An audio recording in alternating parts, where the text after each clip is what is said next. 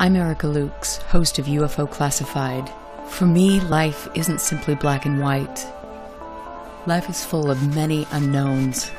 It is my goal to travel the world and to work with the world's leading experts in the hopes of making groundbreaking discoveries. Join me on UFO Classified Friday nights at 4 p.m. Pacific Standard Time, only on KCOR.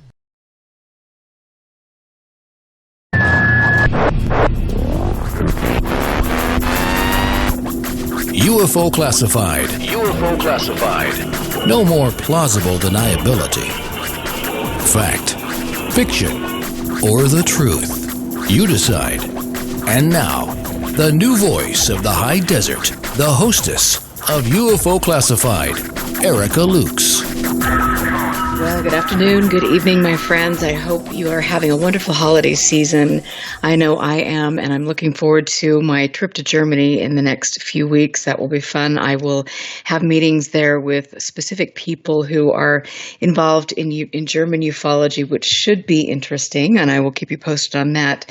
Of course, you know, it's always a busy week for me because I'm not only managing a business, I am also spending hours and hours every day researching and trying to preserve history, write my book with Gordon Lohr. I've got a lot going on, but as you know, to me, this is the most important subject that we could ever deal with, and I believe that it should be dealt with integrity, and we deserve the truth, which we are simply not getting. I want to thank all of the people for being in chat. You are my biggest supporters, and Douglas, I hope you're feeling better. I want to thank Doug Wright for everything. Of course, Northern UFOs. It's good to see Dave and Echo and Hal Putoff. I love that. That's always a good one. And Victoria, but you guys mean the world to me. I'm here because of this family that we have all created together. We are asking the right questions. We're making sure that we're not following every bright new shiny star that comes along, because hopefully all of us know that history should be teaching us some lessons. And the bottom line is the history of the subject tells us very clearly and concisely that the United States government really has no true interest in disclosing this subject or the truth about what they know. It will be used as some sort of manipulation, some ploy, like it has been for the past 60 plus years. So we need to get over that. I've had some interesting feedback on my YouTube channel, although it's 99% really positive, and I appreciate all of you, but occasionally I'll get, people that are the TTSA supporters that are living and dying by them. I'm not sure if they're paid to do that, to get in there and kind of troll and cause trouble. I have a feeling that some of them are, but I also think, unfortunately, younger people that get involved in this subject or people that don't understand the history or the complexities of it fall down these rabbit holes, and they drink the Kool-Aid. And although I would love to believe that everything is on the up and up, I think we need to ask some serious questions, and we need to step back and look at the people involved, look at the history, like I said, and be very guarded and thoughtful when it comes to putting our eggs in a certain basket. So that's all I'm going to say on that one.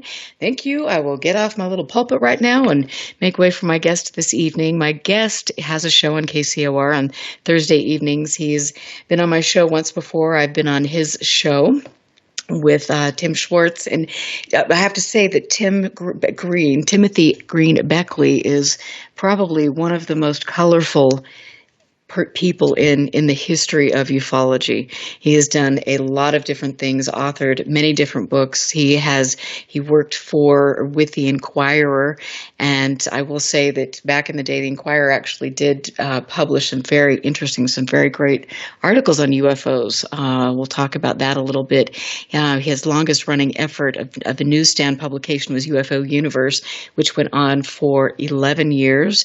He is president of the Interlight Global Communications, editor of the conspiracy journal and Bizarre, and has been in this subject he's been passionate about it since he was a child. He's had out-of-body experiences, paranormal experiences, UFO sightings. Nancy Burns, editor of the UFO magazine, described him as the Hunter Thompson of ufology. He has written many books, including with topics like MJ-12 and underground bases, all sorts of Nazis and UFOs, all sorts of great things. I will be posting links to his work, but I have to say that it's been a pleasure getting to know him. And Tim, thank you for coming on the show. I have to say, your life, what haven't you done? Robbed a bank. That's comforting. The night's still young. I don't know. It's the only thing I could think of at such a quick notice. No, I guess I have one statement that I've had so many occupations that even my girlfriend doesn't know what I do for a living. But I don't have a girlfriend, so that turns out to be a total lie at the moment. No, I guess I've done a lot of things. I started in this. I had a UFO sighting when I was 10 years old.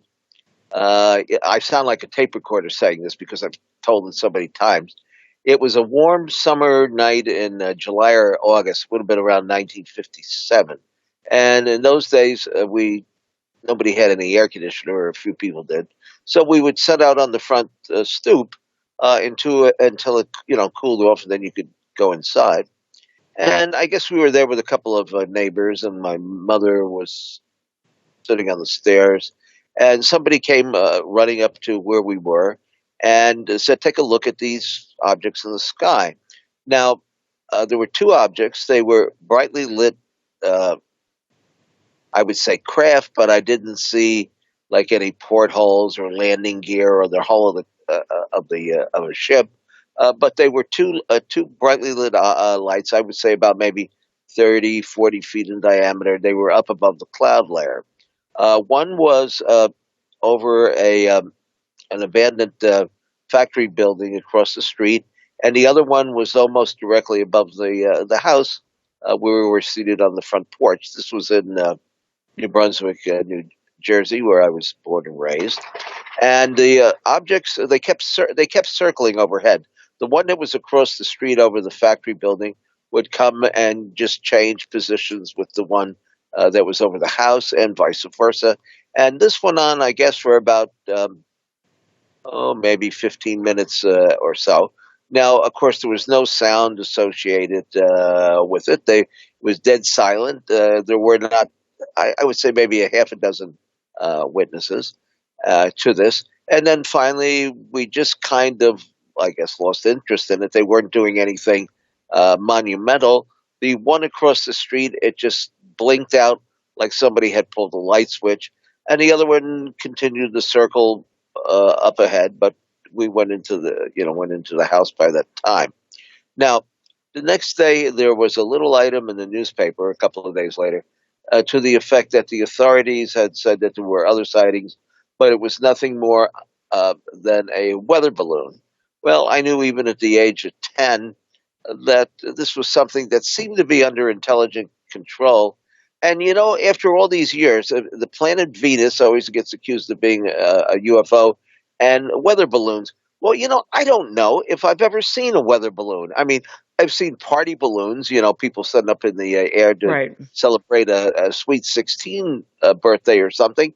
But unless you're near a weather station or something, what's your chances of seeing a weather balloon? I would say pretty darn nil. I don't know. And the fact they're supposed to be, I mean, they should be flying at an altitude that they shouldn't be visible to the human eye. That's correct. I mean, any idiot can probably tell a weather balloon, but so it wasn't a weather balloon. Okay, so I've started writing. In those days, every town had a newspaper. How about that? Here I am in New York City, and you got to walk 10 blocks to find an actual physical newspaper these days, believe it or not. Okay, so every town had a newspaper, so I started writing letters to the editor, talking about UFOs and asking if other people had sightings and so forth and so on. And they printed the letters, and I started getting some feedback. And around 14 years old, I went out. I had saved some money. In those days, you could put, if you were going to like a grade school, you could put 50 cents in the bank a week. They were teaching children how to save money. Erica, could you imagine that? Can you imagine going to a bank today and trying to put in 50 cents? But No, anyway, but there you go. Anyway, you had, okay, so I had saved up maybe about $350, $400. I went out and I started my career. I bought a Gestetner mimeograph machine and I published the Interplanetary News Service report. Jerry Clark, who, of course, years later was one of the editors of Fate magazine and worked on over at the Center for UFO Studies, typed my stencils. I don't know if he likes to admit that. I don't know if he likes to admit that or not, but we were one big gang of teenagers. In those days, there was teenage UFO groups, and there are people like Gene Steinberg, who still has the Paracast, and some of the other Rick Hilberg out of Cleveland, Alan Greenfield down in Atlanta. They're still around. We started out when we were, 16 and 17, and now we're 70. But we stuck with it. So I went out and I bought this mimeograph machine and started putting out a little newsletter. It was 10 pages long and had a subscription to begin with of 75 people. Well, by time I gave the subscriptions over to Jim Moseley, I had a readership of about 1,500, which was about as many members as APRO had, actually. And we had a board of directors made up of other UFO researchers, and people from all over the world were contributing to the information. It was a rather crudely done publication. I mean, it was typed on a typewriter, and if you ever saw a mimeograph publication, the ink is kind of got thumbprints on it. In fact, my mother threw me out onto the back porch because the kitchen looked like a crime scene, except that the instead of the fingerprints being red, like in blood, there were black fingerprints from the ink all over the refrigerator and the kitchen cabinets and all of that. It was a job because there was no Kinko's or any of these places. You had to take out the ironing board and put the stacks of paper. We ended up, the newsletter was like 40 pages long, so that's 20 sheets of paper. You got to collate it and staple it. mm-hmm. And what a job that was, but it was a worthwhile effort. I mean, there are some articles in there. I look back and once in a while I'll grab an old article and reprint it because people from 50 years ago, unfortunately, or some of them or most of them are not around anymore.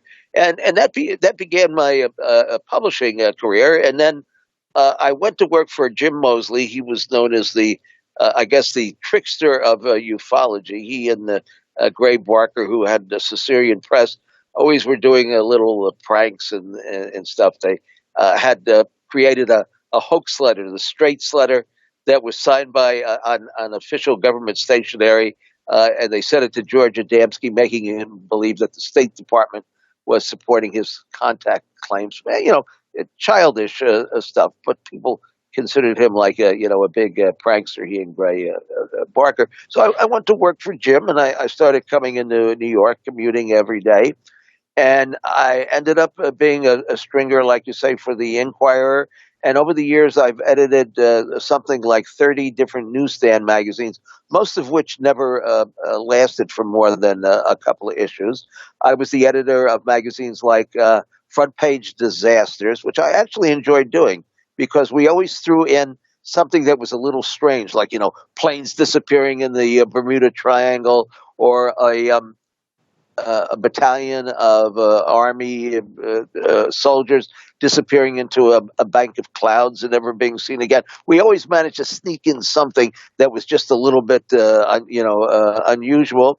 And then I put out the UFO Review, which was the world's only flying saucer newspaper that had a circulation of about 35,000. That was, there's no magazine today that even has that kind of there's no magazines anymore. But even in those days, that was one of the leading publications. So, and then I had the Occult Center, the New York School of Occult Arts and Sciences, which was one of the first metaphysical centers in the country. We had speakers and Woody Derenberger and gosh knows all the Dan Fry, and all the contactees that were pretty big in those days that would make the rounds. And then I also promoted rock and roll shows, some limited things like the New York Dolls and the Harlots of 42nd Street and the Magic Tramps and Satan the Fire Eater, which is where Kiss got their act from. Okay, so that's my career in that's what I did 40 years ago. Now you want to know what I do today? Well, I do, and I think there's some interesting things in Yeah, between there that we should talk about yeah, too. But yeah. Maybe so.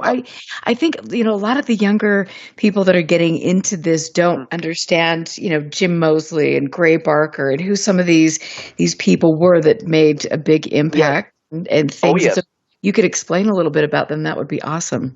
Well, okay. Well, the originator, I think the gentleman who is accused, and we can use that in quotes, of having invented the flying saucer mystery was Ray Palmer, who I did a column for. But he was the original publisher of Fate magazine, and along with Curtis Fuller. But let me go back a little bit to the, I guess, to the mid 1940s, a little bit before I was born, but around the time that I came about. Uh, uh, Science fiction was big in those days, and Ray Palmer uh, was the editor of a magazine called Amazing Stories. Amazing Stories was a cheaply published little pulp magazine that sold for a quarter, and it had futuristic stories. It was all supposed to be a science fiction. There was nothing, remotely paranormal about it. Although later on, like I say, he did start Fate magazine. One day, while Mr. Palmer was out of the office, the assistant editor was opening up the mail, and there was a manuscript in there written by a fellow by the name of Richard Shaver. Now, Richard Shaver claimed that there was an ancient civilization that had visited Earth and had constructed uh, large cities underneath the Earth in caverns, and that this civilization was made up of people, I guess, that had once lived on the surface, but they moved underground because of the radioactivity from the sun. And over the centuries, they had become very demented. And he claimed that he was hearing voices and that there were death rays and all this weird stuff going on. And he talked about Atlantis and lost continents and spaceships. And Ray Palmer, for some obscure reason, decided to publish the manuscript. Now, Shaver, who I had my own correspondence with years later, was not a very good writer. And in those days, if you worked for the pulp magazines, you got paid anywhere from a half a cent to 2 pennies a word, which actually is more than you get paid today, come to think of it. But uh, he published a series of these articles, and people started writing in, telling of their similar experiences of seeing strange things in the sky. Now, this again was before Kenneth Arnold's sighting, but they reported seeing strange things in the sky, hearing weird voices, communicating with different entities, and so forth. However, it got to the point where uh, the science fiction people who had originally supported the magazine and who the publication was supposedly being put out for got on a letter writing campaign to the publisher Ziff Davis, complaining that the magazine was being taken over by a bunch of lunatics, and they didn't like this. Now, Erica, if you know anything about the science fiction field, science fiction people totally have a disdain for UFOs. I mean, there is just no camaraderie there whatsoever. And the reason being is that the science fiction crowd, which is, in my opinion, are a bunch of non thinkers, have been told by their leaders like Isaac Asimov and Arthur C. Clarke that there is nothing to the subject at all, that it's all fraudulent and made up, and there are no aliens coming here from other planets. And if these people made a statement, it was taken as gospel. So the science fiction people just totally disliked and had a total distaste for the UFO people. And UFO people, as a rule, although there might be some people who like Star Trek, and I know I've seen Close Encounters, 6 or 7 times. Mm-hmm. For the most part, there is no interlocking relationship between the two fields. So Palmer felt that he had to go out and start a magazine on his own. So he put out Fate magazine, but he did it under a different name. Curtis Fuller was one of the publishers. He had also been from the Chicago area and worked on pulp magazines there. But Ray Palmer used a different name because he was still working for Ziff Davis, and he didn't want them to know that he was moonlighting. So Fate magazine continued to publish some of the Shaver articles.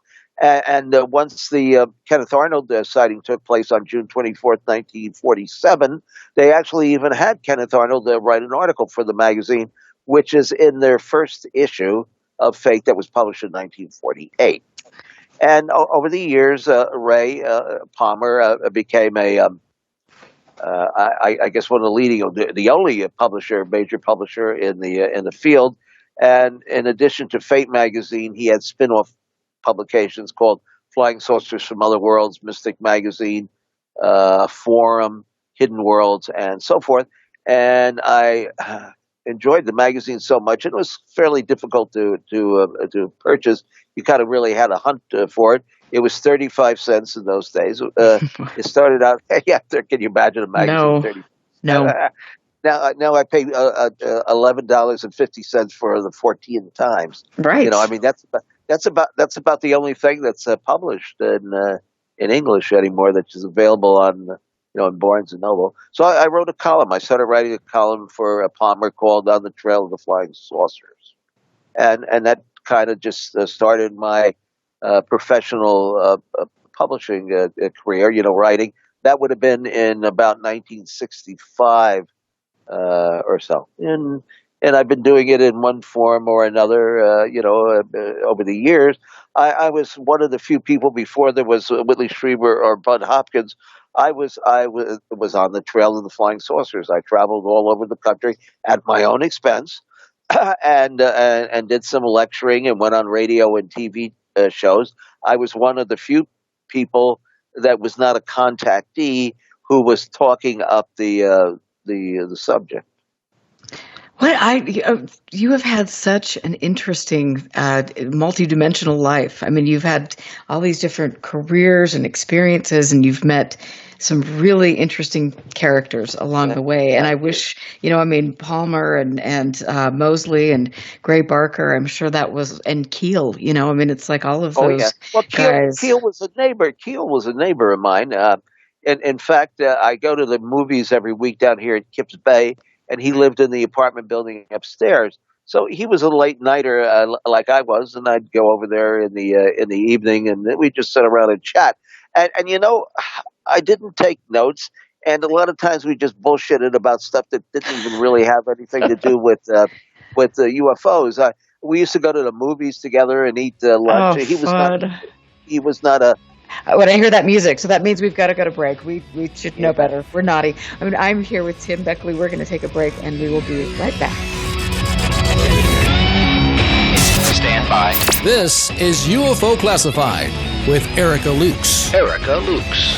The phone lines are open now at 702-425-9230. That's 702-425-9230. Worldwide callers use Skype name KCOR Radio.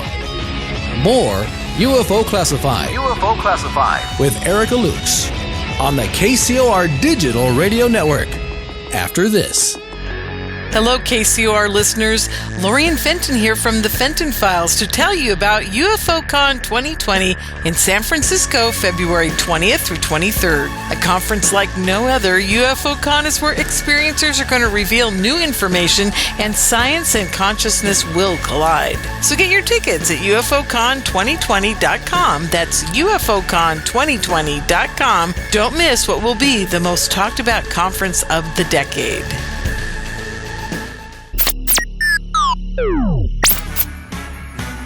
Ho, ho, ho, ho, ho, ho, ho. This is Tim Beckley, co-host of Exploring the Bizarre on the KCOR Digital Radio Network. And happy holiday, Merry Christmas, and a mighty good New Year to all of us here, to all of you there.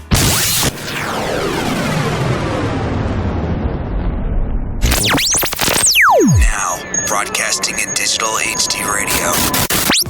Toxins are everywhere, from the air we breathe to the food we eat and the water we drink. In a world where 80,000 known toxins and heavy metals threaten our very existence, how are you going to protect yourself and your loved ones? Introducing Pure Body Extra Strength, the world's first colloidal zeolite that helps trap and remove toxins as well as heavy metals from your body that are messing with your memory, clarity, sleep, and focus. Don't just take our word for it or the testimonials from our thousands of happy customers. Check out the hundreds of articles and case studies on the National Institute of Health website proving zeolite's powerful ability to remove toxins. For a limited time, listeners to KCOR will receive 10% off their first order. To get started, go to trypurebody.com and enter promo code RADIO10. Again, that's trypurebody.com. Toxic junk is all around us, but now you can take back control of your health and protect yourself by detoxing with Pure Body Extra Strength. You'll be on your way to sleeping better, thinking more clearly, and feeling more energetic. Go to trypurebody.com right now and get started today.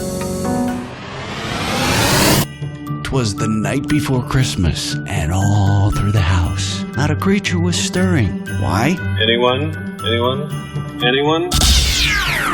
Because they were huddled around the fire, listening to the KCOR Digital Radio Network, home for the holiday special. Brilliant! Starting at 9 p.m. Pacific, Christmas Eve, it's commercial-free holiday music. Yes, this Christmas music. It's joyful and triumphant. Our gift to you from the KCOR Digital Radio Network. If you love them enough to barely sleep, then surely you'll check NHTSA.gov/the right seat to make sure they're in the right car seat.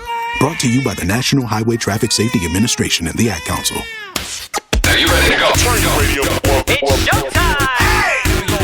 You're listening to the KCOR Digital Radio Network. Break this up. Broadcasting from the heart of Las Vegas, Nevada. Their base is so large it has to draw most of its power from the nearby nuclear fusion plant. The future of radio is here and now.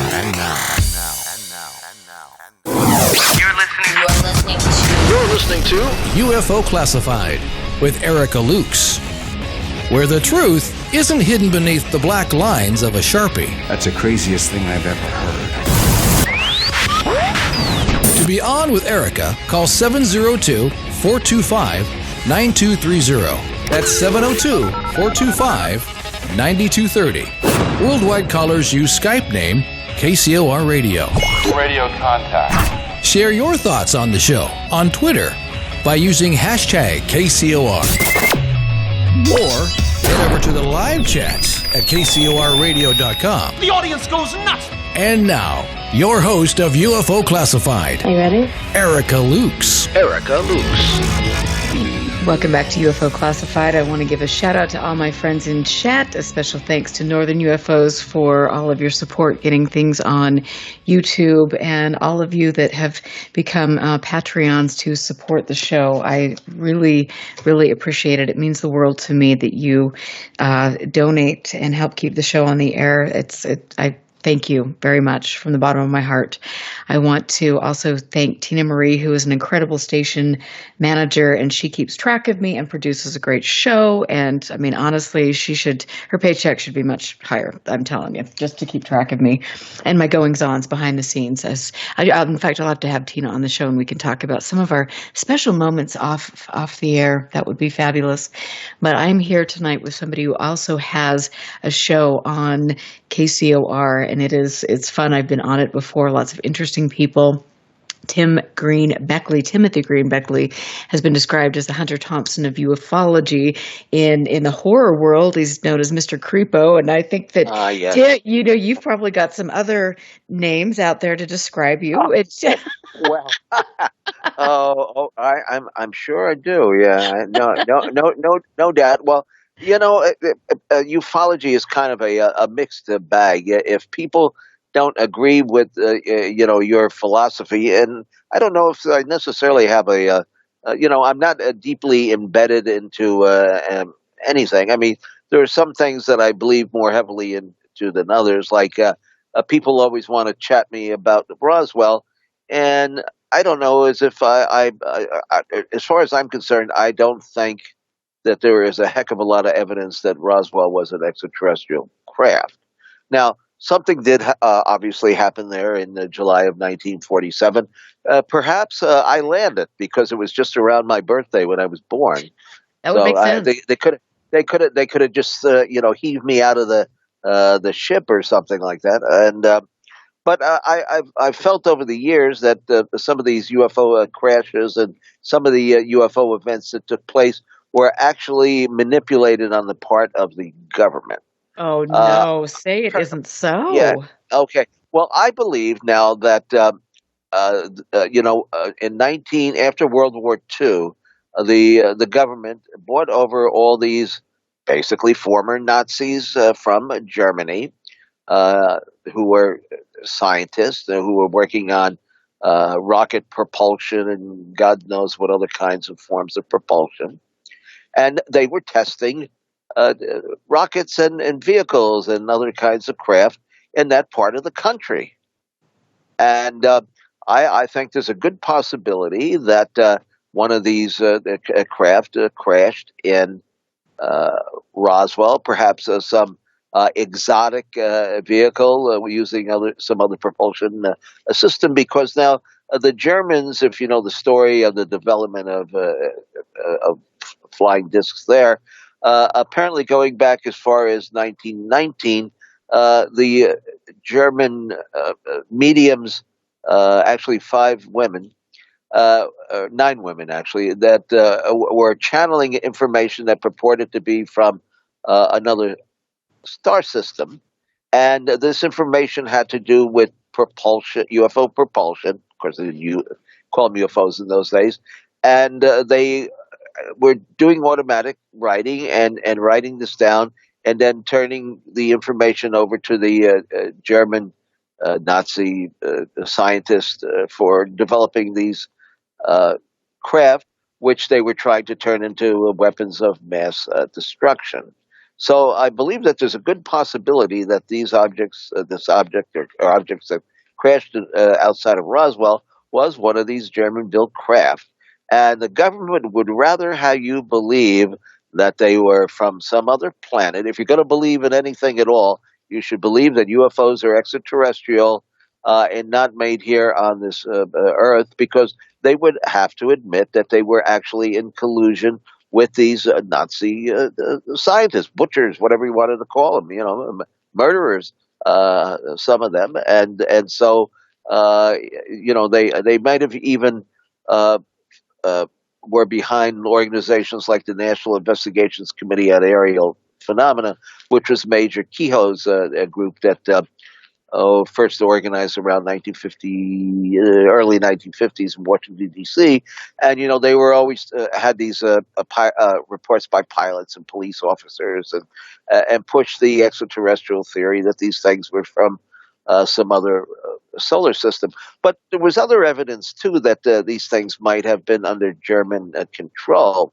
Now, the George Adamski, of course, is probably the most famous of all contactees, and of course he's kind of held by the nuts and bolts people, the serious ufologists, and very low regard. Even though today, Erica, he still has quite a following all over the world.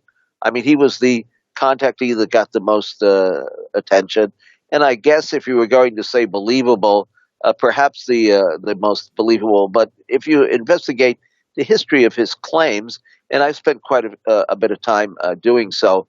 In fact, we have a book called Pioneers from Space, which is a reprint of a book that he did in about 1945 before he claimed contact with the Orthon from another planet. Now, some people say, well, the alien in that book was Jesus Christ, and some people say, well, he just exchanged a Jesus for a spaceman when that became more popular. But Adamski was involved in the metaphysical scene in California going back to the 1930s, and this is something that a lot of people don't realize.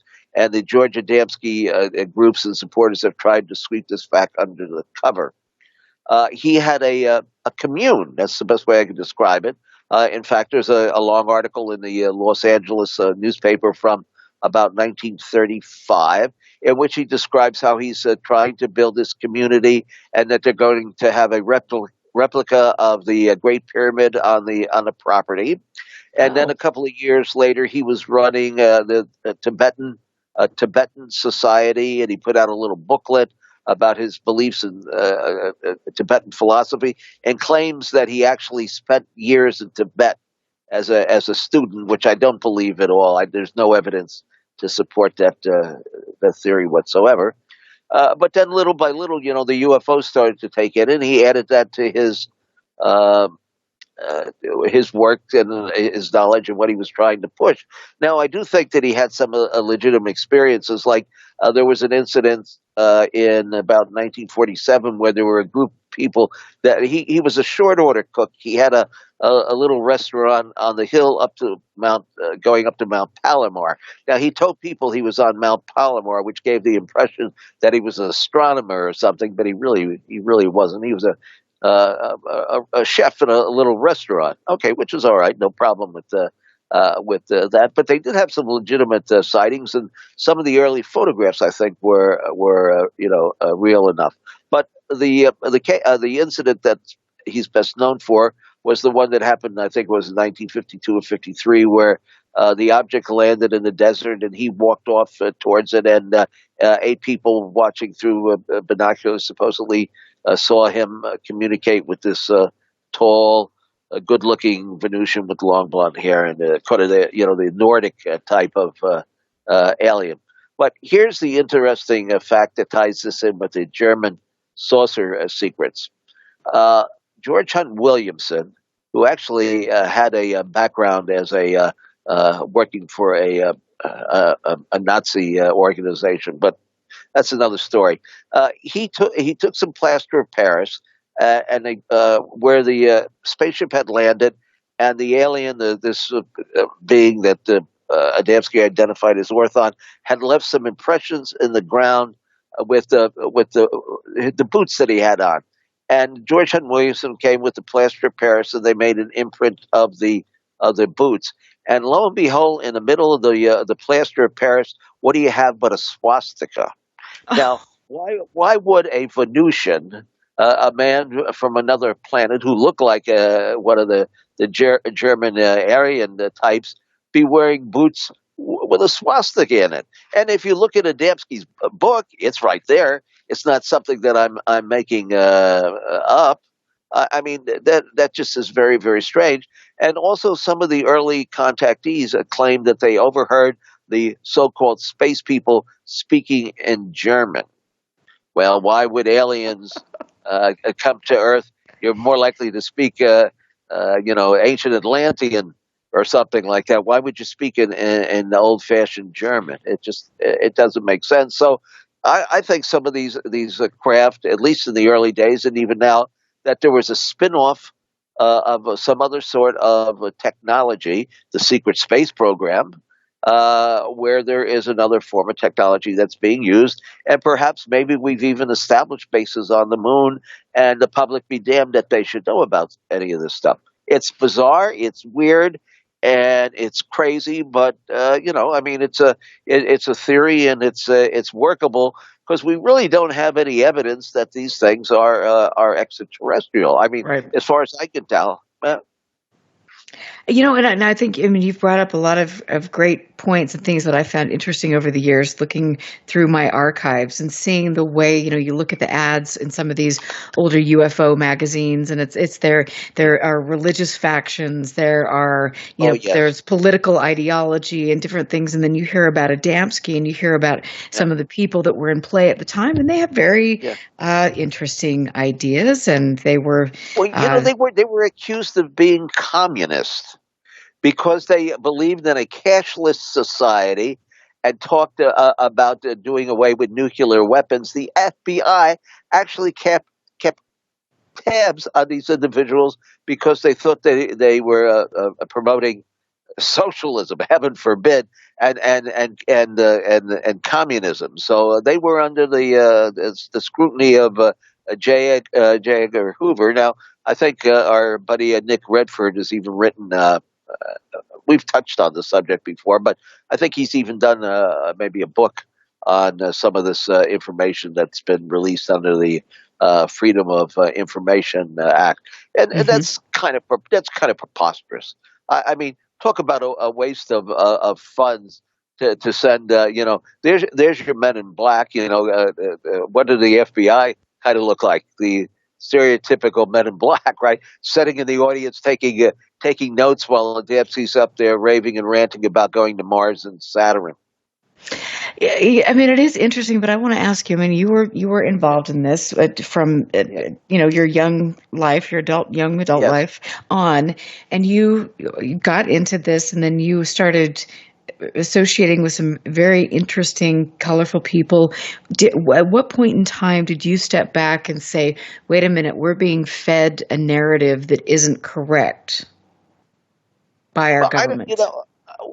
Okay. Now, Jim Moseley, who published Saucer News, now at one point he had a circulation of about 10,000 subscribers, which in those days, today there isn't a magazine that has 10,000 subscribers, nowhere near it. But he had a professional zine, and you know how he got most of his subscribers was he used to appear on the Long John show. Of course, Long John, was the originator of the all-night paranormal UFO talk show, and long before Art Bell was around. And Long John had a tremendous audience. He was heard actually, even though he broadcast at a WOR in New York, had a 5,000 watt station, a clear channel, so that you could hear him in 30 states. And I know for a fact, the first time I was on Long John, I got 400 letters.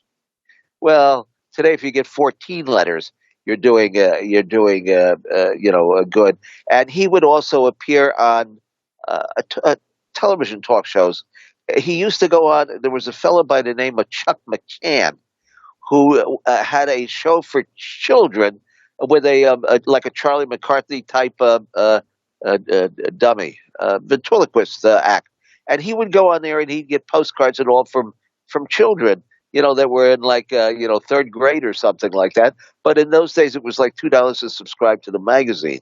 So he built up a subscription list, and then I came along, and I didn't want to staple and collate anymore. So he hired me as managing editor and took my 1,500 subscribers and combined it with his circulation. So that made it a little bit over 10,000. And then he had a giant UFO convention. It was the largest UFO convention ever held at the Hotel Commodore in New York. He had over 8,000 people over a particular weekend. I think it was celebrating, this would have been 1967, so the 30th anniversary of Kenneth Arnold's sighting or something. And everybody showed up. I mean, he had a really deep list of speakers and all, including Roy Finnis, who was the star of the TV show The Invaders at the time. And he had a woman who claimed to be from Venus. There was a gal, her name was Vi Venus, who had been on the Long John show like 2 or 3 nights in a row. And she claimed that she had actually come down here from another planet, landed in Central Park, and had swapped souls with somebody here who wanted to commit suicide, and that person went off to another planet. It was one of the original what we call walk-ins, starred seedlings, and it was at the height of the UFO flap, like in Michigan and all these. It was the subject was getting a tremendous amount of play in the media, and so just a couple of announcements and an ad brought in this huge crowd. I mean, we couldn't keep the lines straight. People were sneaking in through side doors and all this stuff, But in those days, there was a real great enthusiasm, more or less a little bit more of a novelty than it is today, Well, and I mean, from what I understand, wasn't Edward Condon in the audience? Yeah, you're right. Absolutely right. He sat there and took notes. And he interviewed people like Dr. Frank Stragus and Howard Menger, who was our local version of the of George Adamski. Very nice gentleman. He's married to Connie Menger. They later on moved to Florida, and his experiences I could actually support a little bit more, because something strange was happening out there in Highbridge, New Jersey. He lived about Howard and his wife lived on a farm where they had actually had some UFO experiences where he was when he was a kid growing up. You know, he had UFOs came over and he and his brother saw these things, and then there was a landing where he met a woman supposedly from some other planet. You know, very attractive lady.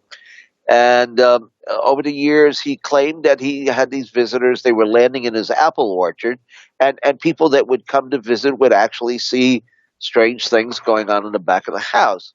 Okay, well, I talked to some of these people, and they were even on the Long John show, and it was kind of iffy.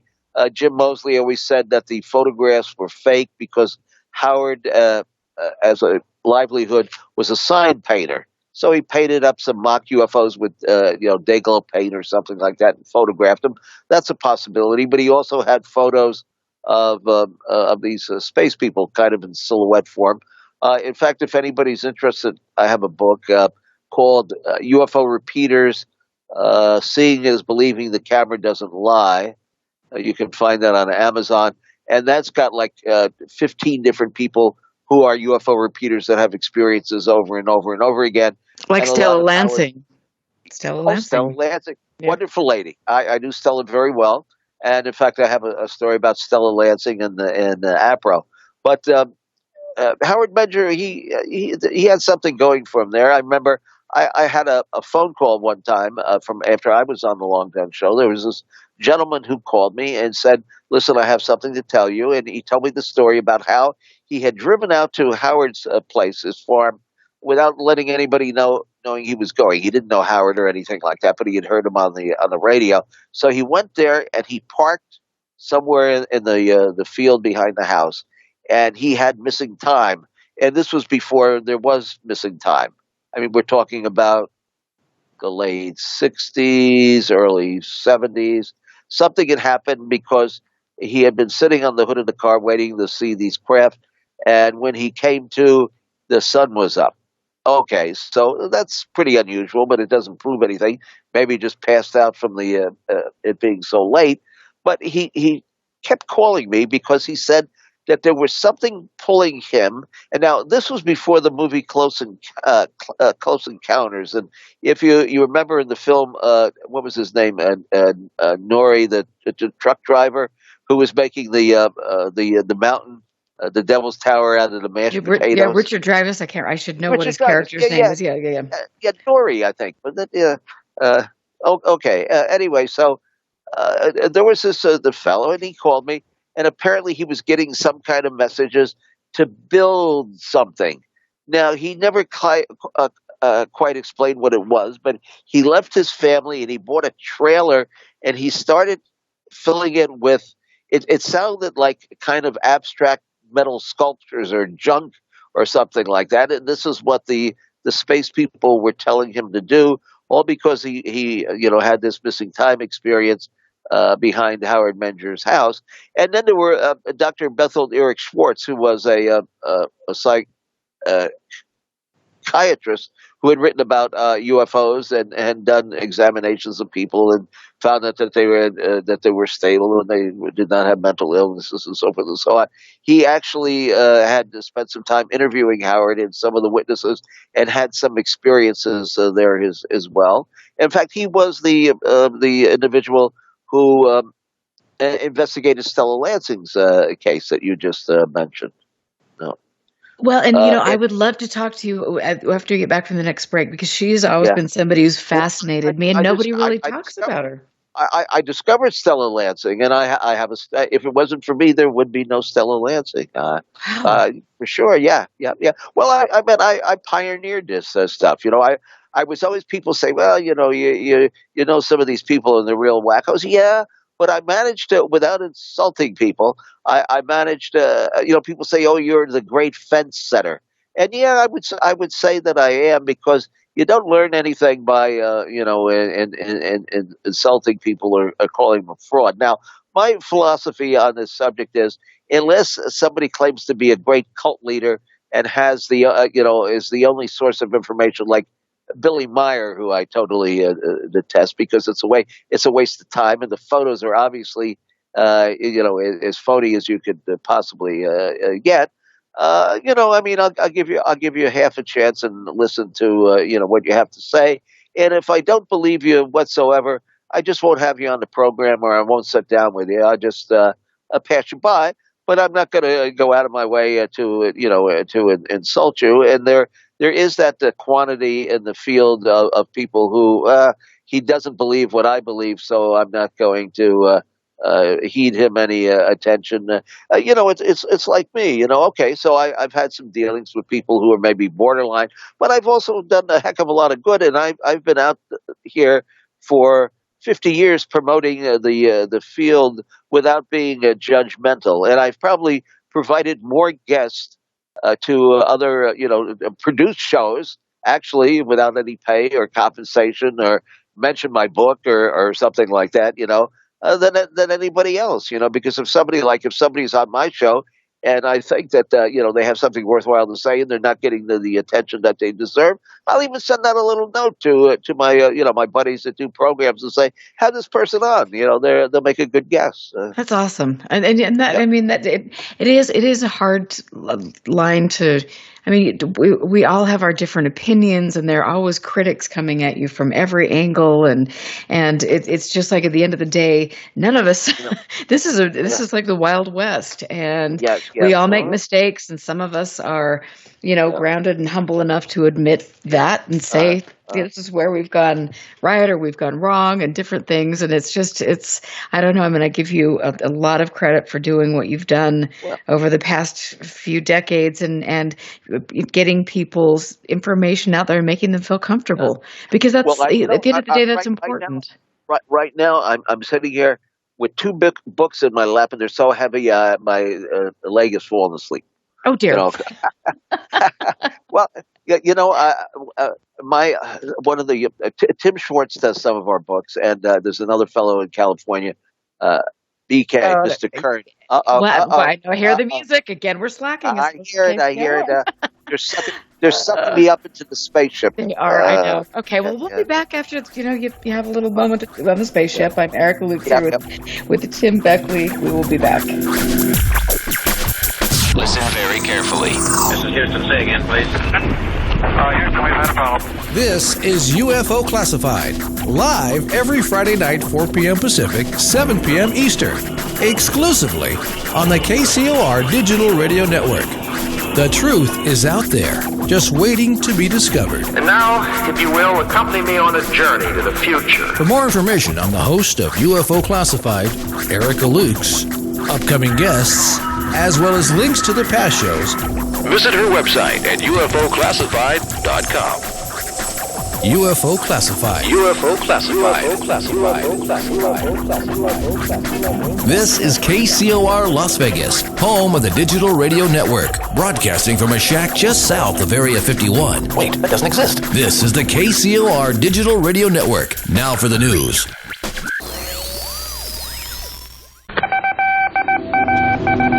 The disc landed at a ranch at Corona, New Mexico. The rancher turned it over to the Air Force. Rancher W.W. Brazil was the man who discovered the saucer. What I thought was a star began coming in my direction at a very rapid rate of speed. The unidentified object, which some sources thought might be a blimp, moved slowly down the Pacific coast from Santa Monica and disappeared south of Long Beach. I saw a UFO, and it went down the river, turned right at the United Nations, turned left, and then down the river.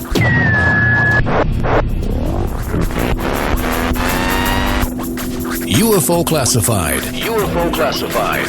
No more plausible deniability. Fact, fiction, or the truth. You decide. And now, the new voice of the high desert, the hostess of UFO Classified, Erica Lukes. Welcome back to the second half of UFO Classified. Again, it's always great to see my friends in chat. Benjamin Hyde, I'll be calling you on Sunday. I look forward to that. all of you, thank you for supporting the show and doing the best to promote it. You know that I'm here because I am passionate about the subject. I want to preserve history. I want to make sure a younger generation has a good platform to get in here and make good calls instead of being fed a line where we constantly have to learn the same lessons over and over and over again. It can be a deep and murky subject, and with all the disinformation, especially today that we're seeing in play, it makes it even more challenging. But there is something incredible here, and it is worthy of study and respect. I am here tonight with Tim Beckley, who has a show on my favorite radio station, KCOR. It's on Thursday nights at 7 p.m. Pacific Standard Time. His co-host is Tim Schwartz. I've been on the show before, Exploring the Bizarre. I love it. It's fun, funny. I have a great time. And Tim has also been in this game for decades, since the 60s, and is authored. How many books have you written? Well, I don't know. We have. I'm a publisher, so I always put my name somewhere there. So it's kind of a brand. You either like me or you dislike me, but you know what you get when you kind of order a book, and if you're into it, well, that's fine. If you're not, well, read something else. But how many books I have written, I don't know. We have over 300 books up on Amazon, but they're by other authors like Brad Steiger, Reverend Barry Downing, T. Lobsang Rampa. I can't even remember all the authors. Back in the 1980s, anything that you published in this field, I call it alternative press. I don't know what it's really considered, because people always complain, well, you go into a bookstore and there's no UFO section. No, because they're still going by the Dewey Decimal System, right? And there's when Dewey was around, and I don't know exactly when that was, but probably around 1902 or something, there were no UFOs. I mean, so it does. It's next to the computer books or something like that. Even when you go into Barnes and Noble, now it would be under spiritual or New Age or religious studies or something like that. There's never been a UFO section, and people complain about it, but that's just the way it is. Okay, but in the 1980s, there was a proliferation of independent bookstores. I had a mailing list of 4,400 bookstores, most of which specialized in alternative and New Age media. I mean, every town in America had at least one crystal shop or one New Age shop, some of which carried UFO books and some of which didn't. Now, I remember an incident. I was in Sedona, and I had just started really publishing. I think I'd put out my first hardcover book. It was called Demon Lovers by Brad Steiger. And I went into a place called the Eye of the Vortex. No longer around, not for years. They didn't last very long, because most metaphysical bookstores are pushing one particular theme, and you can't push open a bookstore and just want to sell books by the Yoga Pushananda or something like that. You got to be a little bit more, broad-minded. Anyway, right. I had published this book by Brad Steiger, Demon Lovers, and I went in to the bookstore figuring that I would introduce myself. And the two ladies who ran the store, the Eye of the Vortex, said, "We don't like you in here." And I said, "Why is that?" "Because you published Demon Lovers by Brad Steiger." And I realized that was, there was always going to be, some store owner or proprietor who wouldn't carry your books because it was guilt by association again. They didn't like you because you published books by Brad Steiger, or had once met Anton LaVey, or belonged to a witches coven in New York, or made horror movies. Although you mentioned off the air a project that I was involved in years ago.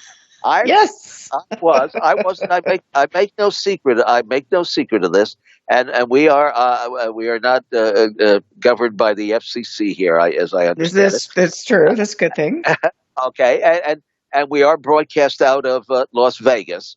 Okay, I was the original movie critic for Hustler magazine. In fact, I did most of the legwork on the East Coast here for Larry Flint. In fact, I one time chased Blaze Starr, the stripper who had a extramarital affair with John F. Kennedy, through the lobby of a well-known hotel, topless. She was topless, not me, and taking photographs. And so I did their movie reviews, and I got in with the wrong crowd, haha. Okay, and I also did another magazine, one of my editorial chores called Adult Cinema Review. So I was meeting all the people that were in the adult movie business. Some of whom were perhaps a little shady and surly, but most of them who were not really. They were actually just trying to make a living like everybody else, and had different feelings and morals maybe than the Christian right might have. In fact, a girlfriend of mine once chained herself to the pillar of a building because they were having a sex conference, nothing to do with sex, but just an entertainment type of thing. And the police came to raid the place because I think they were selling like adult products and condoms, and they chained themselves together in front of the pillar to the building that they had rented the room to have their event in. So I knew all these people, and I got involved in making reviewing films, and I worked for a couple of film companies as a publicist.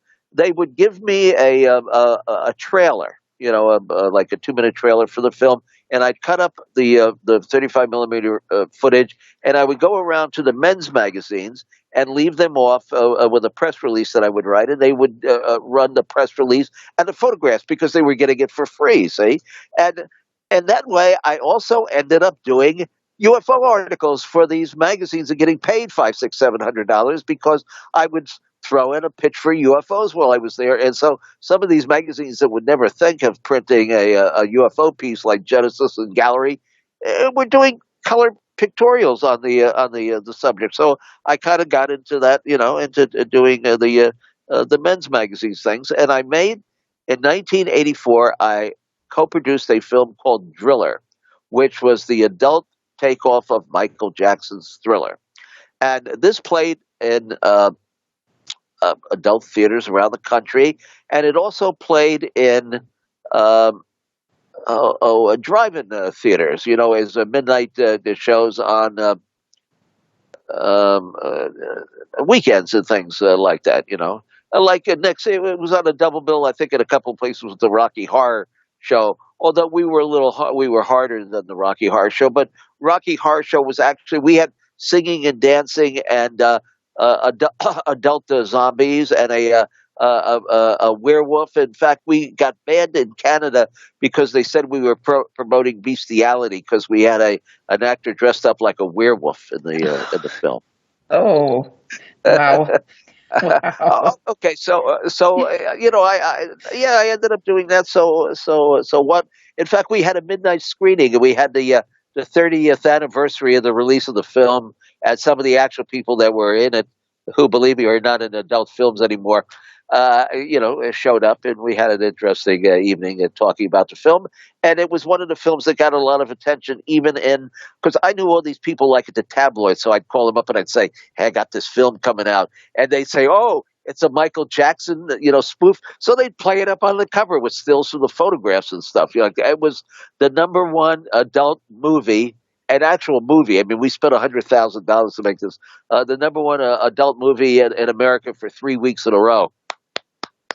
There you go. Dang! Wow! Dang! I have. So, but I don't know.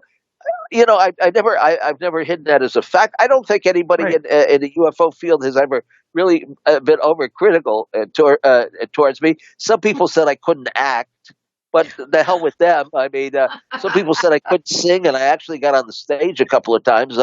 And we had a group in Arizona. I sang with them a couple of times. It was the UFO X band or something like that with Susan Gordon and Jim Delatoso and Fred Bell before he passed away. And we even had Patrick Moraz come in and jam with us till like 5 o'clock in the morning. He was the keyboard player for, let me think, Moody Blues. And then, was it Yes? Yeah, kind of not my kind of music. Well, you'd have to. You ever had Jim Delatoso on the show? He's a fascinating fellow. Yeah, I yeah. would love He to analyzes. interview him. Well, I love Jim, even if he believes that the Billy Myers photos or some of them were legitimate. But but he knew. He knows Shirley MacLaine and all. Yeah, he's quite a. When he He's quite worked a on the character. Phoenix Lights, he did quite a bit on that. You know who he is. Of course. Yeah. He's doing other. He's not so active in the UFO field, But if I ever get to Tucson, which I like to do, I have a bigger. My home away from home would be Tucson. I mean, I got a group of people there that'll always come and say hello and have a drink and who knows what else. Yeah. In fact, one of our biggest fans for the show, if you could call her that, is an associate of mine, is Georgine, and she's called up Charlotte. She's called up the show several times, and she's kind of my photographer when I'm out there. We go to Sedona and take photos of Tom Dongo. Have you had Tom on the show? No, I haven't. I haven't. Wonderful! He's got scrapbooks full of photographs of all kinds of the Blue Man, and he was involved with the Bradshaw Ranch, yes, which was even a little bit before the Skinwalker Ranch around the same time. Now here's one thing that I found out. I'm working on a book. If we can get the last 5 chapters together, because again, it's over 500 pages or 400 pages, and we kind of lost the synchronicity of the book. I put the wrong chapter in the wrong order or something like that, and the graphics department has got a little crazy over this. But I'm doing a book that'll be out before Christmas. In fact, it might be out in a week or so. It's called UFOs Deja Vu. It's all about the places that you can go and have repeated UFO experiences. Now, it's not going to happen on every given night, but we're talking about Skinwalker Ranch, the Bradshaw Ranch. We're talking about the San Luis Valley in Colorado that Chris O'Brien, of course, has been involved in there. We've got a long interview. It's a huge book, and it's got it from all over the world. I mean, I sit here, and that's why people say, "Well, these books are so big." Yeah, because I refuse to finish with a book until I've said everything that I have to say. And the books are like magazines, because that's kind of my background in this field. Has been as a magazine publisher, and so I like to have different, diversified opinions and concepts and ideas, not just my own thinking, my own warped thinking on the subject. I like to get other people involved, and we've got some great contributors who I can always depend on, like Scott Corrales, who it takes care of investigating and gathering and collating all the reports from the Hispanic communities, Puerto Rico and South America and so forth. And Hercules, who I don't know if he's been on your show, he's into ancient astronauts and Greek mythology.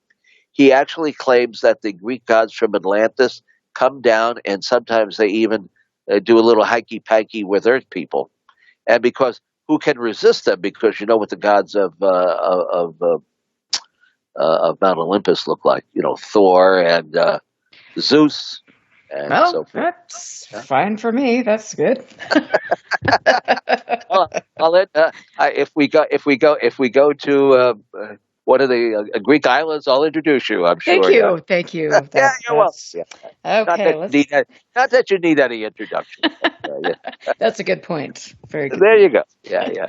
And so I have to ask you, because you're talking about the Bradshaw Ranch and UFO repeaters. I've got in my hand. Seeing is believing. The camera doesn't lie. Yes. Is that not a good book? I mean, it is.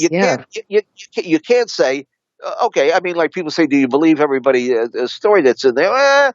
Some people I give a little bit more depth to than others. But you're going to ask me about Stella Lansing, I bet. because there's a chapter in there on Stella Lansing.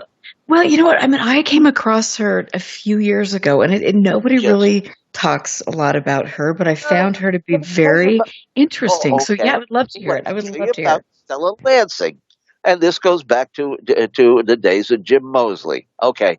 About 1960, I'm going to say 68.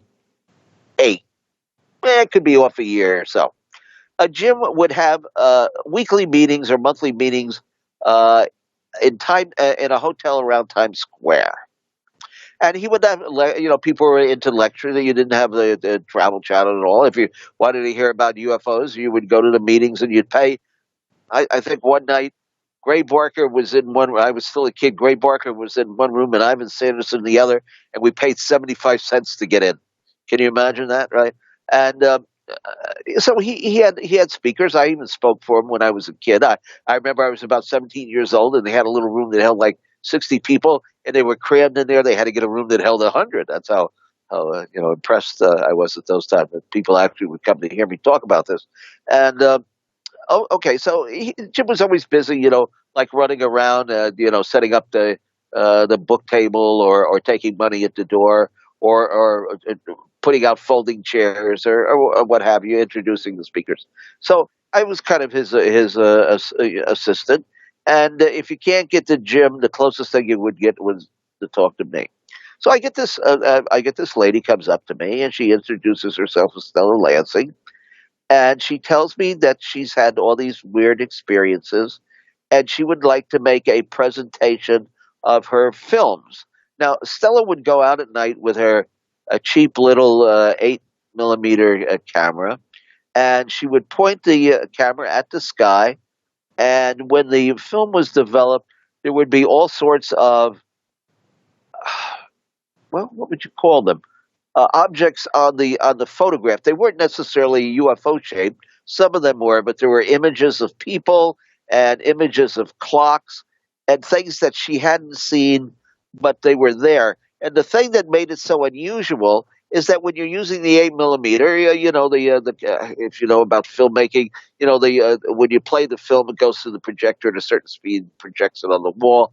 But she had the images were actually appearing in between the frames of the where the sprockets are on the 8mm film, where you shouldn't even get anything on there.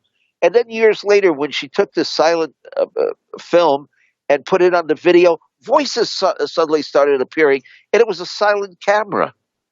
So how did the voices get on there? So she had these. She was a UFO repeater. She had these experiences over and over again, and she wanted to make her case known to the public. So Jim wouldn't talk to her because he was too busy, and he was more into nuts and bolts, and didn't take too much of her psychic. He considered it psychic, so he said, "You talk to her." Anyway, she convinced me that she ought to have her time on the podium, and I talked him into giving her an hour at a future weekly meeting of the Saucer and Unexplained Celestial Events Research Society, which for short is Saucers, SAUCERS.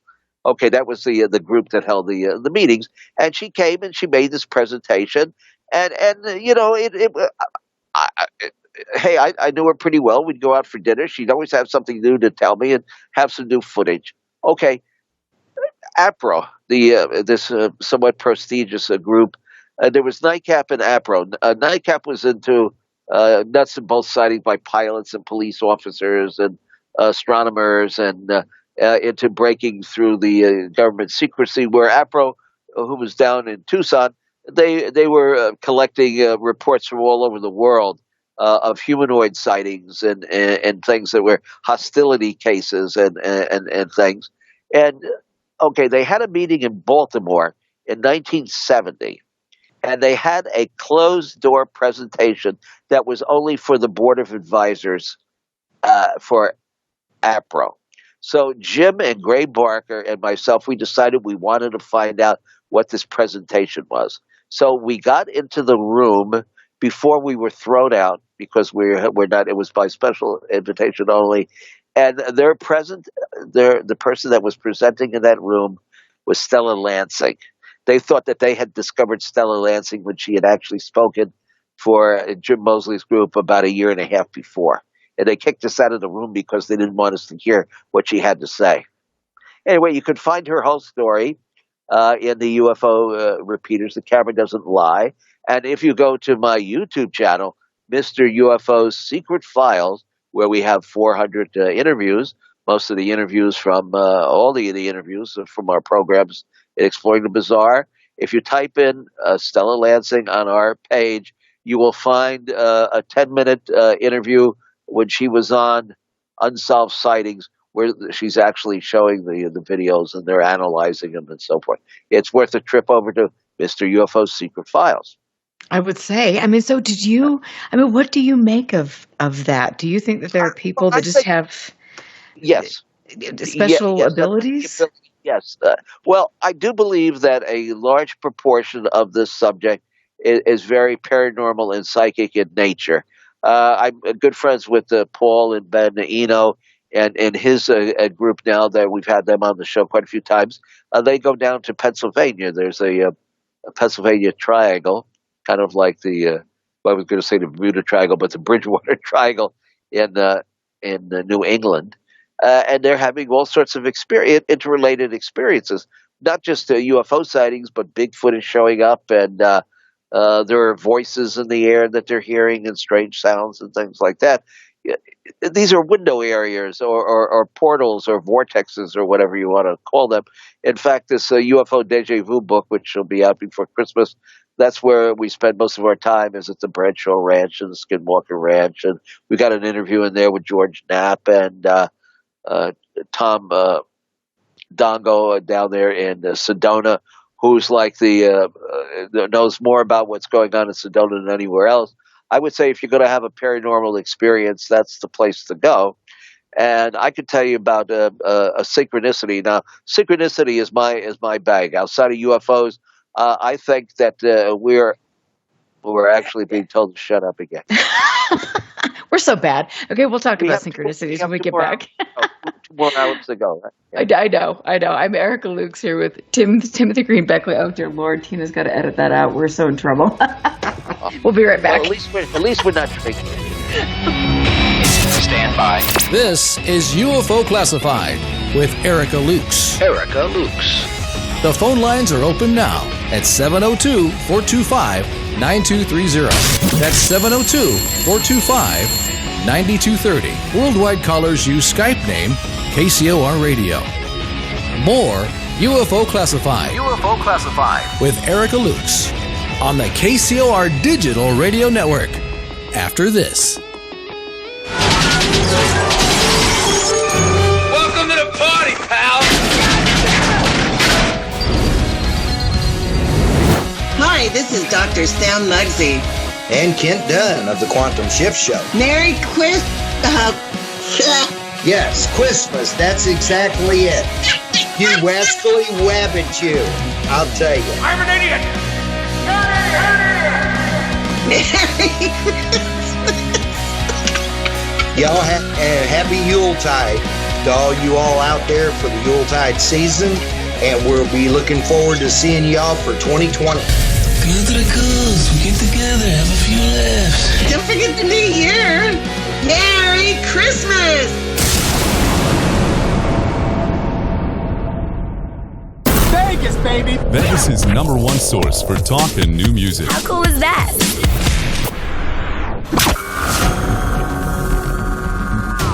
There is a world outside that which we live in, a realm where fact and fiction collide. The Paradigm Matrix. The Paradigm Matrix. Hosted by Willie Miranda, every Friday night at 6 p.m. Pacific, 9 p.m. Eastern. The Matrix is everywhere. It is all around us, even now in this very room. The 1-hour show that will surely leave you hanging on the edge of the rabbit hole. The Paradigm Matrix explores a universe of topics from UFOs, cryptozoology, conspiracies, as well as all things paranormal. Enter a world of the twisted and deformed. Friday night, 6 p.m. Pacific, 9 p.m. Eastern. The Paradigm Matrix, exclusively on the KCOR Digital Radio Network. where fact and fiction collide. Immerse yourself in an epic journey through time where ancient mysteries unfold within a story of love and betrayal, as well as a battle of good versus evil in The Emissary Book 1, the reader's favorite gold medal award winner for visionary fiction 2019. The action and adventure of The Emissary continues in The Emerald Tablet, Book 2. The 2019's Bronze Medal Award winner, The Emissary and The Emerald Tablet by Tamara Veach and Rennie DeFazio are both available now on Amazon.com. Let your reading adventure begin.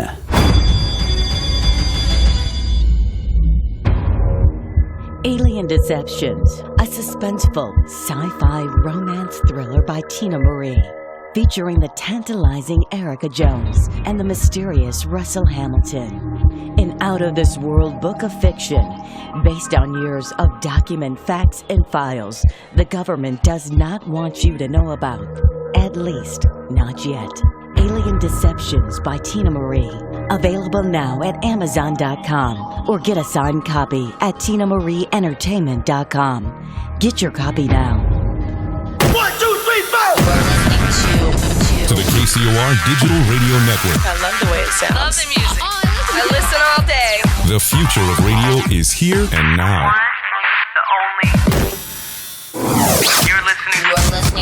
You're listening to UFO Classified with Erica Lukes, where the truth isn't hidden beneath the black lines of a Sharpie. That's the craziest thing I've ever heard. To be on with Erica, call 702-425-9230. That's 702-425-9230. Worldwide callers use Skype name KCOR Radio. Radio contact. Share your thoughts on the show on Twitter by using hashtag KCOR. Or head over to the live chats at KCORradio.com. The audience goes nuts! And now, your host of UFO Classified. Are you ready? Erica Lukes. Erica Lukes. No, I know it's so scary, isn't it? But I'm for multiple reasons. But I just have to say, I always, when I come back to this last segment, it makes me a little sad because I could talk all night, and I have tears in my eyes. Right I know. I oh, tears you're so in my eyes sweet. right now. You're so sweet. Yeah. Thank you so much. I do. Just like you, I love talking to people and learning from people, and it's a lot of fun for me. And I have to first of all, decided we're gonna change my my nickname here from Mr. UFO, the Hunter Thompson of ufology, to SpongeBob. Bob Sponge, what's his name? Yeah. That's it's just not as sexy, but that's. Well, I don't know. I wear shorts or something, right? What does Bob wear? I don't know. I don't know. Yeah. Oh, I guess you have to weigh your options there. I suppose it depends on what kind of crowd you're dealing with. I suppose. Yeah. Good point. But You know under what? 10 crowd, you're going to be a hit. Oh boy, yeah.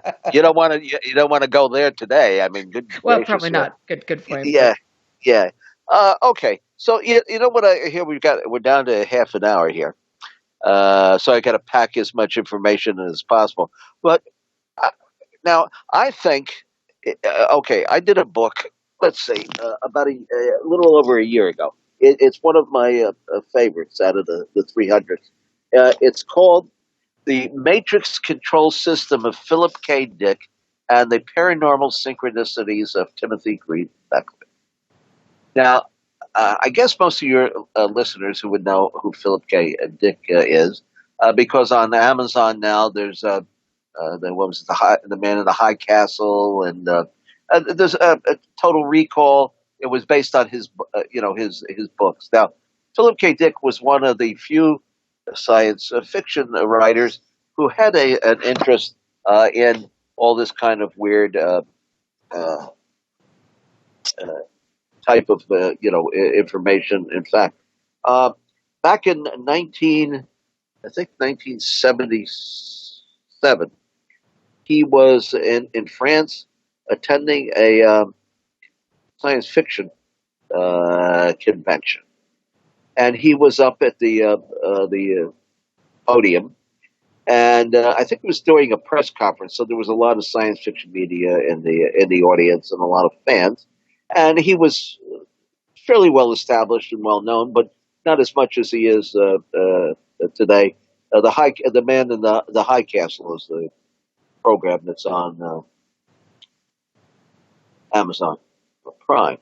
Anyway, he got up in front of this room of about 400 people, and he made what would be considered to be an astonishing admission. And I would just quote this here.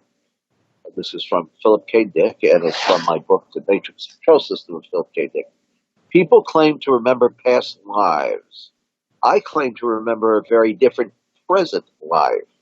I know of no one who has ever made this claim before, but I rather suspect that my experience is not unique, perhaps as unique to the fact that I am willing to talk about it.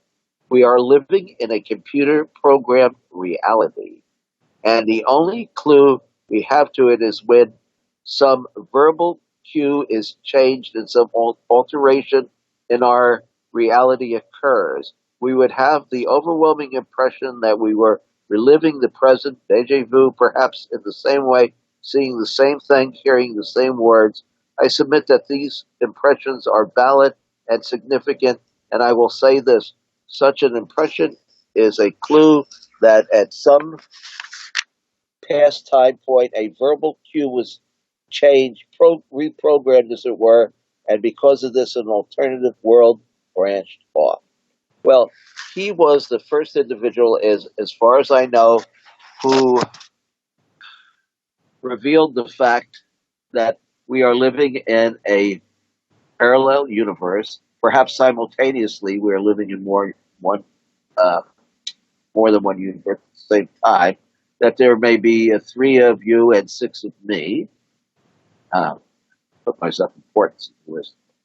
And that somebody is controlling all of this. I mean, and the proof of this is through synchronicities. I mean, to a large degree. And this book here happens to be about the 400. I just lost my microphone. The book happens to be about 460 pages. Part of it is about Philip K. Dick and his interest in UFOs. He had a Men in Black experience. He took a lot of drugs. He led a very interesting life, but he did not see his first movie. He passed away just before the movie was released. I don't remember what we call it. Blade Runner. That's one of the movies. Blade Runner. He passed away maybe a month or so before the movie came. He was married 5 times.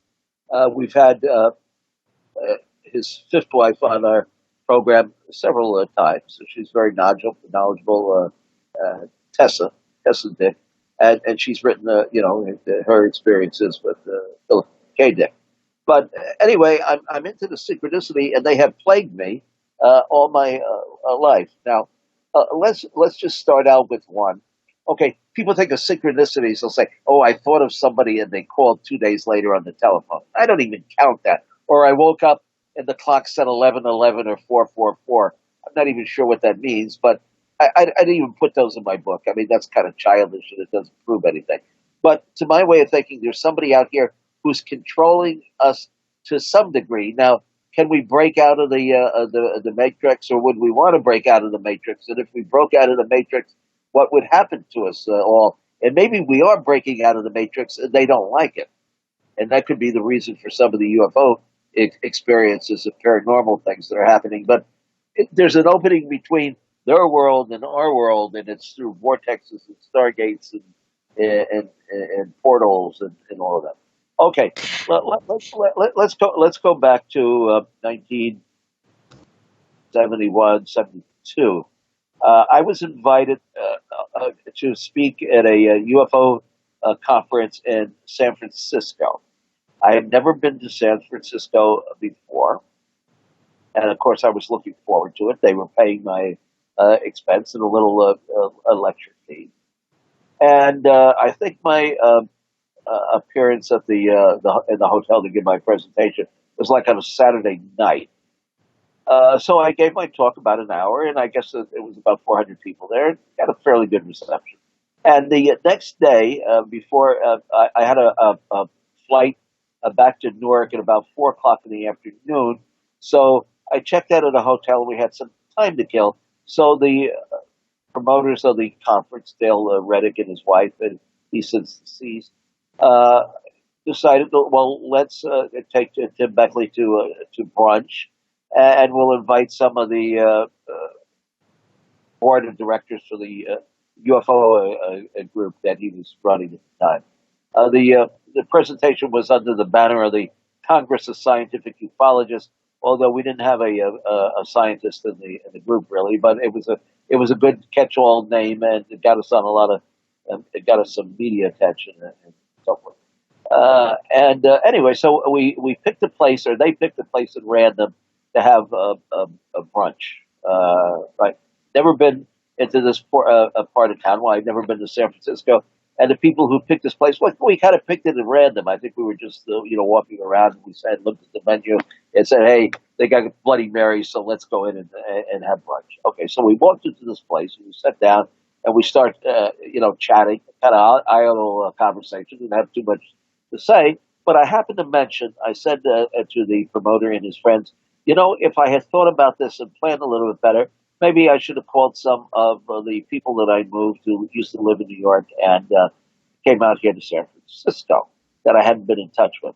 And one fellow in particular came to mind. He was a well-known psychic and well, they didn't call him remote viewer, but astral projection type person by the name of Alan Vaughn.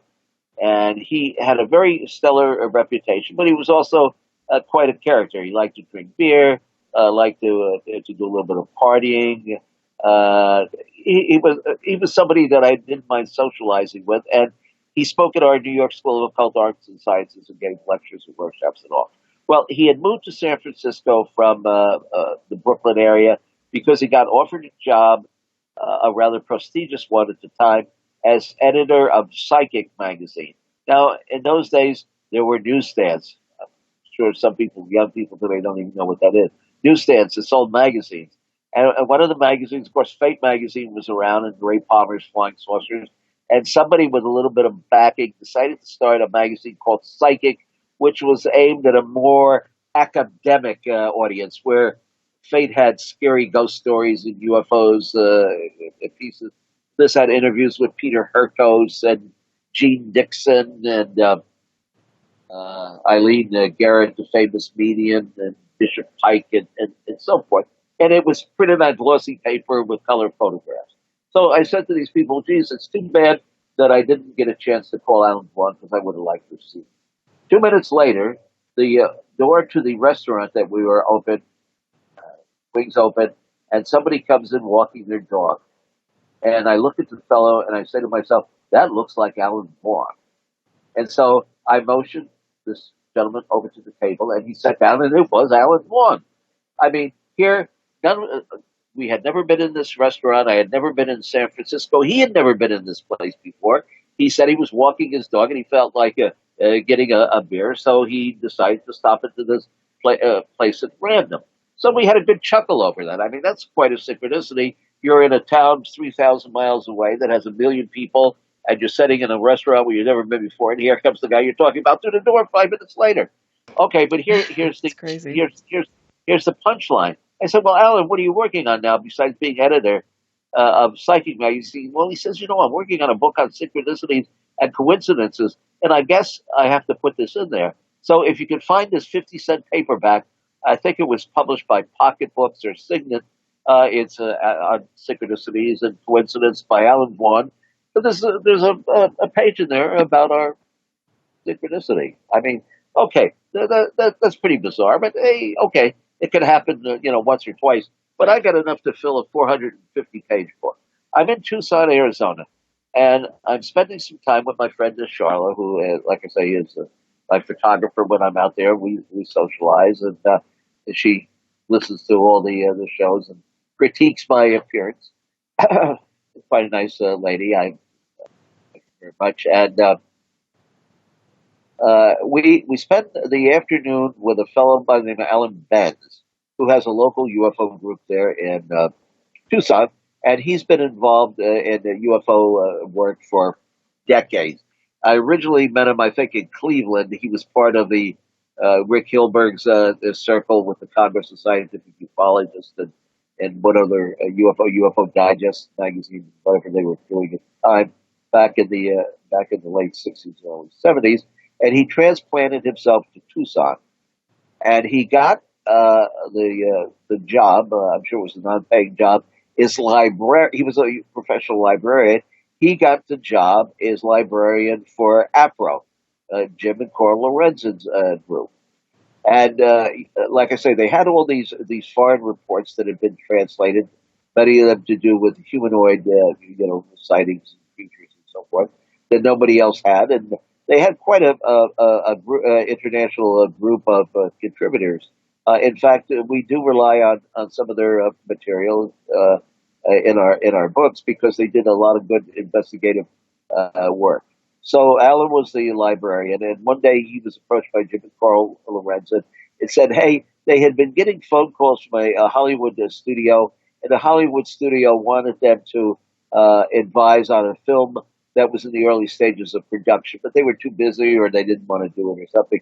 So they told Alan, well, you'd be our liaison between the production company. And it turned out that it was the, Paramount Studios or whoever, and they were working on gathering material for Steven Spielberg and Close Encounters. This was in the early stages, and they were looking for, ideas and stuff. I later on became the editor of the Close Encounters poster magazine book, and my job was to take real UFO sightings and to correlate them to incidents that were in the movie. So I spent maybe 3 hours interviewing Alan Benz about his involvement with APRO. Okay, so finally at the end of the day, we said goodbye and so forth. And Charlotte and I got into her vehicle, and we headed towards Sedona. Now, we didn't tell anybody where we were going because, frankly, it was none of their business. And so we got it, and it's about maybe a 3-hour drive down there. And we usually stop at a place just before you get into a town.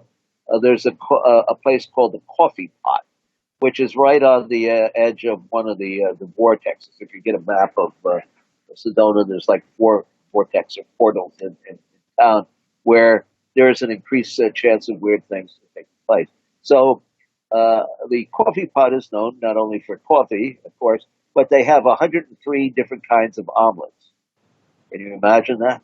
I think the last one, 103, is like pineapple, peanut butter, and jelly, which is not to my taste. But, you could go, if you're into brunch, that's the place. You get a Bloody Mary and an omelet of your choice. And your choice would probably not be the same.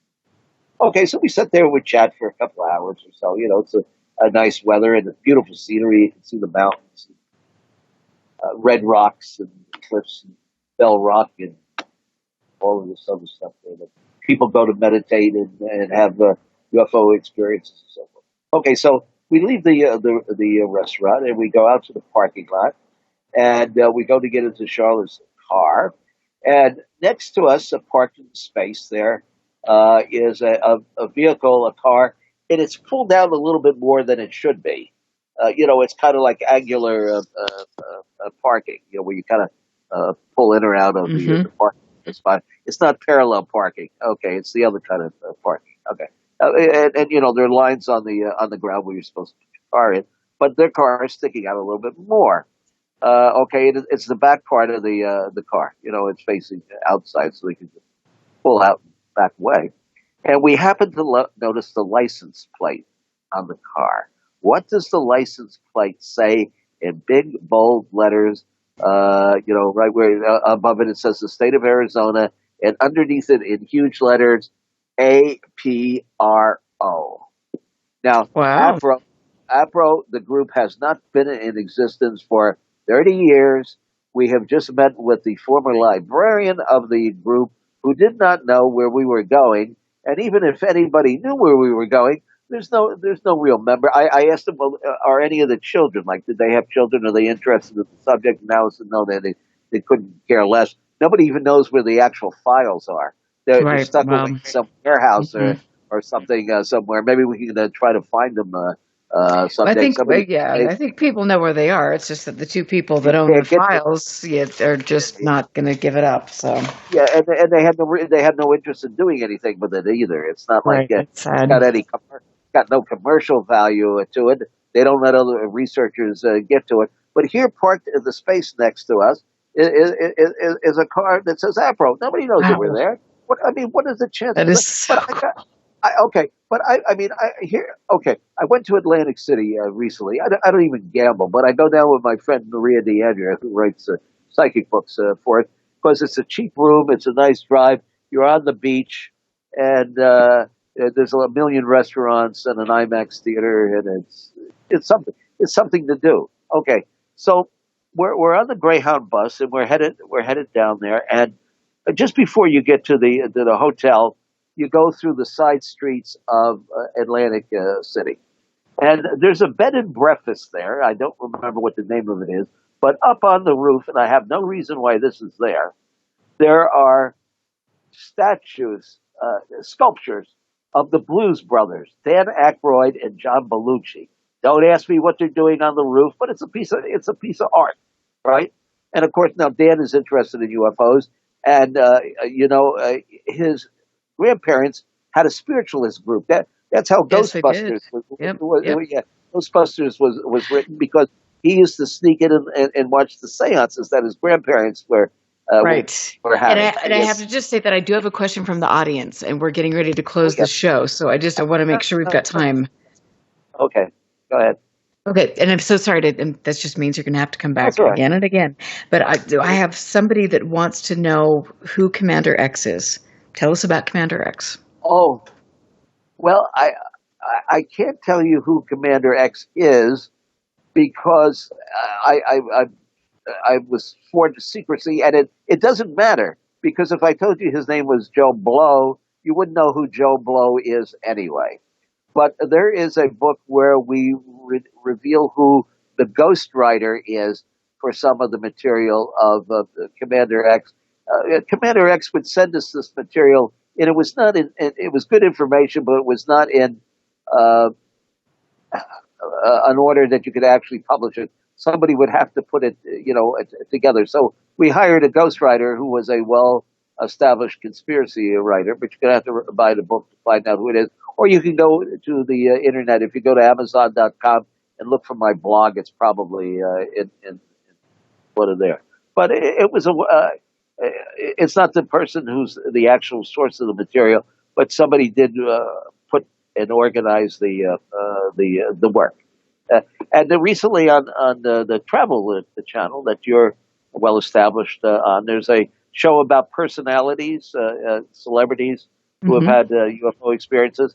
And there's a fellow by the name of Hal Sparks, who's a comedian who got a job. He got a job in Hollywood. The first job he got was working for somebody who was writing a science fiction script. And so they told him to go out and buy all the UFO books that he could, to find out about, aliens and what people were seeing.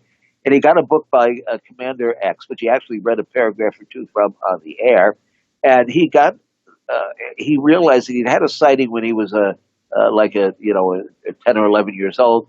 And he realized that he might be a UFO repeater or a generational abductee. And when he went home over Thanksgiving vacation to talk to his aunt or his mother or somebody, and how proud he was to get his first job in Hollywood, and he said about what he was doing. He said, "Oh, you ought to talk to your uncle, because he's had UFO experiences." And it turns out that there are other people in the family who had UFO sightings and so forth. And so now he thinks he may be a generational abductee, and it's all because of Commander X. And so Branton and Commander X are two different individuals, right? No, Branton has nothing to do with Commander X whatsoever. Okay. Although Branton is the type of person, he'd take a book and just throw in a lot of, he'd quote from here, there, and the other, everywhere else. So you never quite know exactly who he gives credit, but his paragraphs are like a page and a half long. Sometimes you never know quite exactly what his source material. But no relationship whatsoever. Okay. And I have to come back on to finish my story about Dan Aykroyd. Or you can buy the book. You can get the book Matrix Control System of Philip K. Dick and the Paranormal Synchronicities of Tim Beckley. You can get it on Amazon, or heaven help me, you can find me on Facebook or through KCOR and listen to Exploring the Bizarre on Thursday night. There you go. It's a great show. Plug. I always learned early out, you got to plug your own stuff. Yes, you do. Because some hosts would never even mention it, and you're not going to get away with that. Well, no, that's important, and you've written so many books, and I didn't even get to talk to you about David Bowie. Yes, and I do make a living from this, and I pay people to do work. So I got to have, if it wasn't for making money on this, I would have never been able to carry out my investigation. I mean, we got paid $600-700 for articles in the old days, and I went out and I spent it on conference calls and traveling around and doing all of this stuff. So there you go. Absolutely. It has been fun to have you on here. Here comes the grim. I hear the grim. I know. Tina's good that way. I'm Erica Lukes here with Tim Beckley. Thank you for joining in tonight. You can stick around for Willie Miranda, and I will get links to all of Tim's stuff, and I hope you have a wonderful weekend. I will be here next week with Dave Beatty. This should be an exciting conversation, so have a good night and stick around. We will catch you next week. Listen very carefully. This is Houston. Say again, please.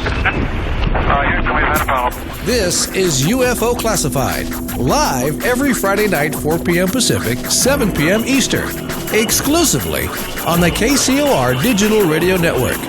The truth is out there, just waiting to be discovered. And now, if you will, accompany me on a journey to the future. For more information on the host of UFO Classified, Erica Lukes, upcoming guests, as well as links to the past shows, visit her website at ufoclassified.com.